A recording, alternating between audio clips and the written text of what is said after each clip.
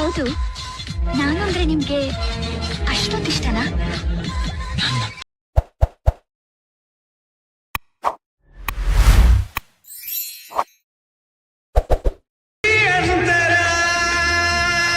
ಇಂಥ ಪ್ರೇಮಾಂಕುರ ಆರಾನಂತರ ಕ್ಷಣ ಕ್ಷಣವೂ ಹೌದು, ನಾನು ಅಂದ್ರೆ ನಿಮ್ಗೆ ಅಷ್ಟೊಂದು ಇಷ್ಟನಾ?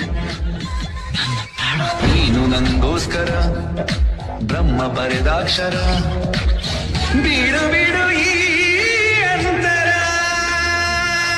ಇಂಥ ಪ್ರೇಮಾಂಕುರ ಆರಾನಂತರ